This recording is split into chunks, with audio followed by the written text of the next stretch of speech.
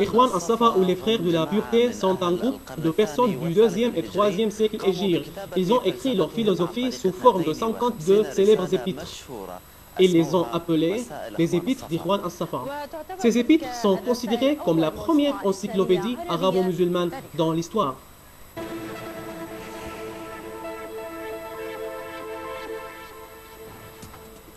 Le début de la philosophie est l'amour des séances, son milieu est la connaissance des faits et des biens, et sa fin est de dire et agir conformément à la séance.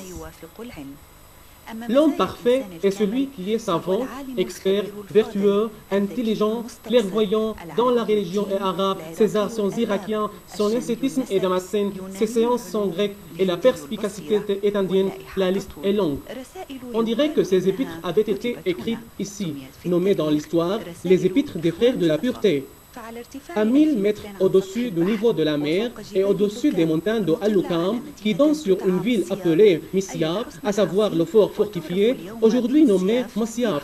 On raconte l'histoire des gens qui ont vécu ici et obtenu beaucoup de progrès scientifiques considérables. Ils ont écrit des épîtres considérés comme la première encyclopédie arabo-musulmane, comprenant tous les aspects de la vie tels que l'astronomie, les sciences, la philosophie, les mathématiques, la littérature et la théologie. Ici, sur Al-Masjid Al-Ali, en dialecte de Masyaf, soit le haut paysage, on trouve un certain nombre des tombes d'Ikhwan al-Safa, dont le plus important est celle de l'imam Ahmad al-Wafi, qui s'occupait à la coordination intellectuelle et épistémologique pour 52 épîtres bien connus. Au moins 15 orientalistes et 15 chercheurs arabes, y compris Dr Taha Hussein et Mohammed Kurd Ali, ont étudié les épîtres de Ikhwan al-Safa et présenté leurs opinions sur Ikhwan al-Safa. La plupart d'entre eux sont unanimes de ne pas définir une certaine identité de ces personnes.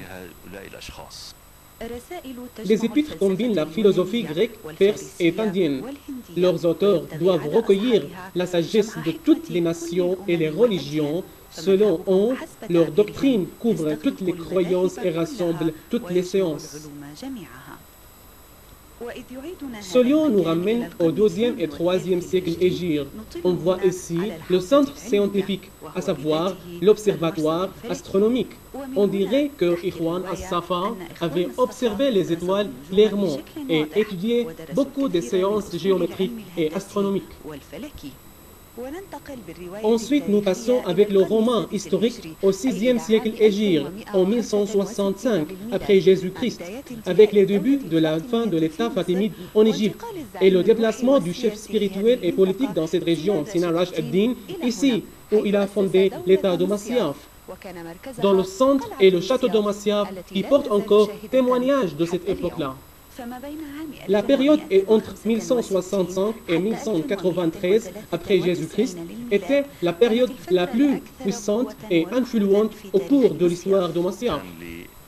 Le château de Masyaf avait un emplacement stratégique, auquel s'ajoutaient 7 autres châteaux, dont le centre principal était Masyaf. Ils ont constitué un État intégral qui était resté pour un bon temps. Il avait une indépendance et une influence remarquables dans la région. La gloire du château a continué jusqu'à l'ère de Zahir Papers. Puis il a été conquis par plusieurs personnalités historiques. Les preuves témoignent de l'histoire de Masyaf et racontent un beau récit sur des gens ayant écrit une page glorieuse sur la science, la philosophie et l'épopée dans notre histoire arabe.